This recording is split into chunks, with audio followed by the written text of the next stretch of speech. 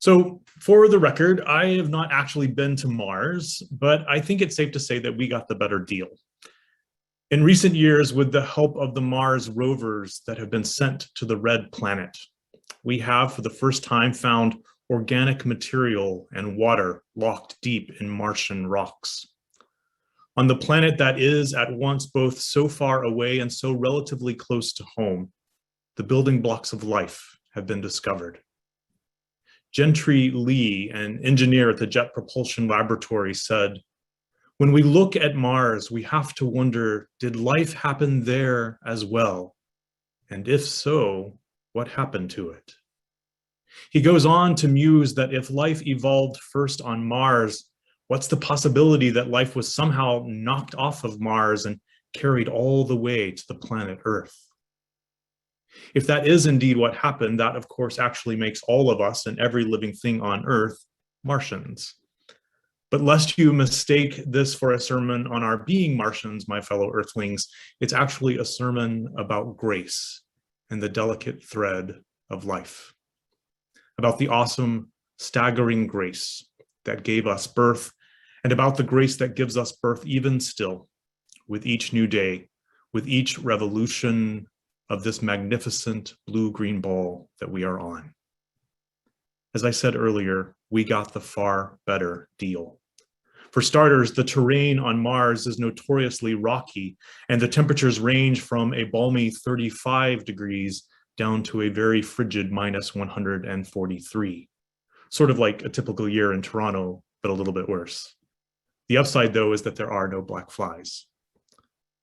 But whether the stuff of life that was our most ancient ancestor started out here or on Mars or someplace else, that thread of life has had a remarkable journey that has been nothing short of miraculous. We would do well on this day of remembrance, when we hold in our hearts those we've loved and lost, to recall the magnificent set of circumstances that have conspired from the dawn of time, that we find ourselves living, breathing, sentient beings alive today and gathered this morning in virtual space. What an extraordinary stroke of luck we've had.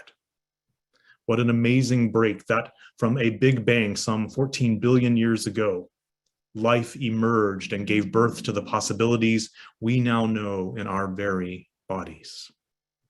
In the poetic words of Robert Weston, "Out of the stars, rising from rocks and the sea, kindled by sunlight on earth, arose life.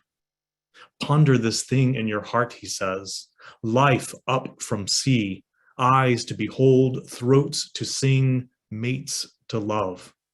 This is the wonder of time, this is the marvel of space, that out of the stars swung the earth, and life upon the earth rose to love." Ponder this thing in your heart indeed. When I have the privilege of holding a baby in my arms during a child dedication ceremony, I say to the infant, "You have come with stardust in your hair, with the rush of planets in your blood, your heart beating out the seasons of eternity, and with a shining in your eyes like the sunlight."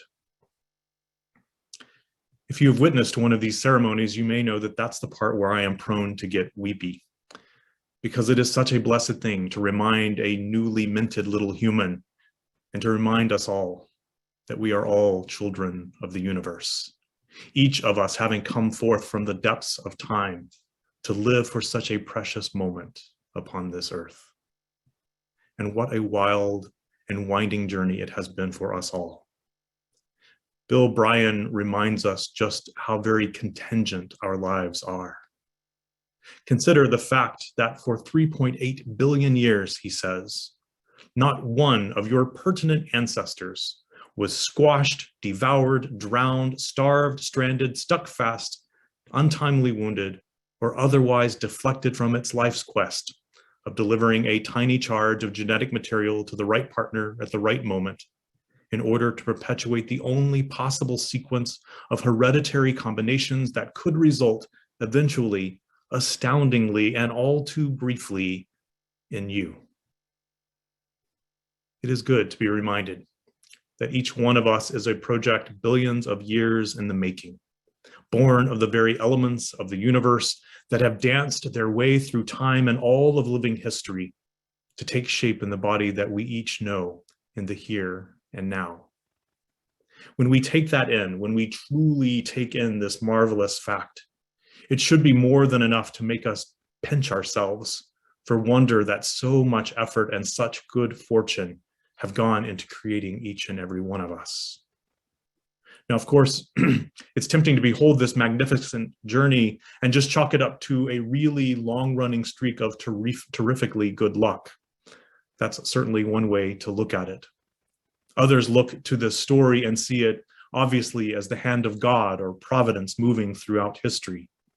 In fact, there are many, particularly among those who believe in the arguments for God from what's called intelligent design, who see an anthropic principle at work in the many cosmological constants that have made human life possible.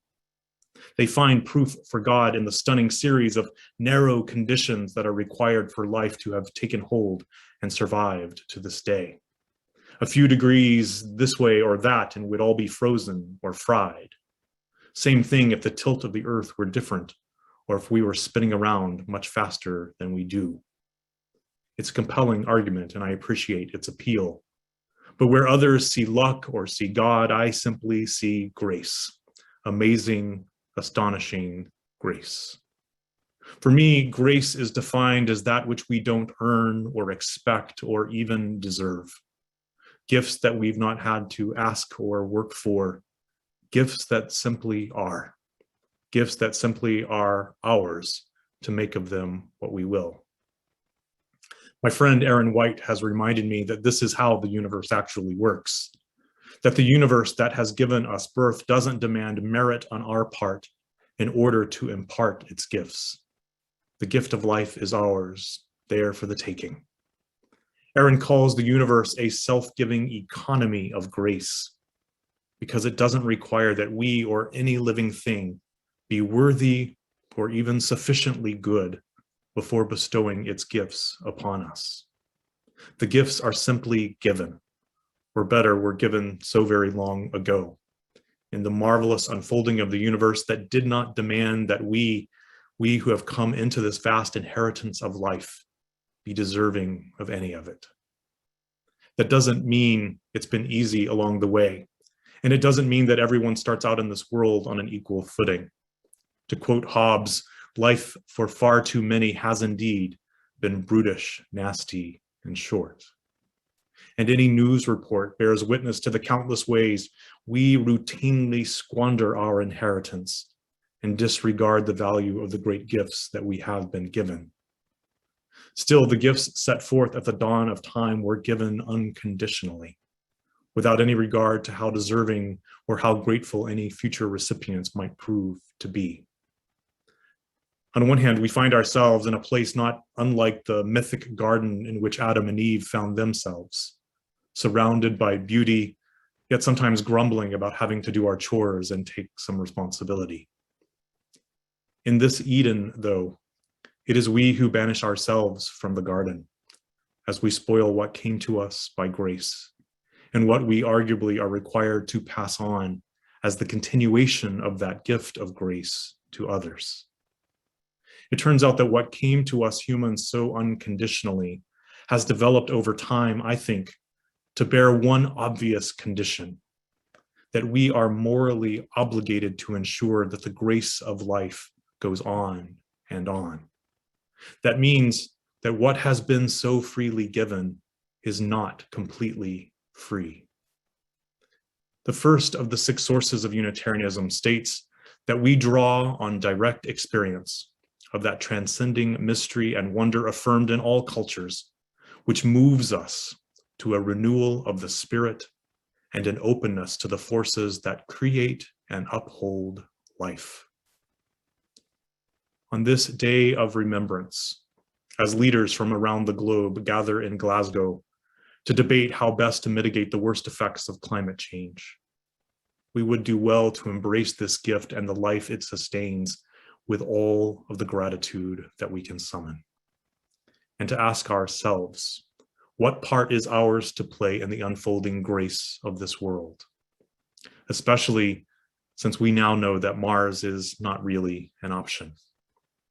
Our future, as it always has been, is here together. We are connected across millennia to ancestors we can scarcely begin to comprehend. We are, in the days that are ours to live, in the words of David Rees Williams, the indispensable link between the world that was and the world that is to be. Let us give thanks for the grandeur and the grace that has created and upholds our life and all of life on this good green earth. And let us do what we can to pass along this great gift to those generations still to come. May it be so. Blessed be.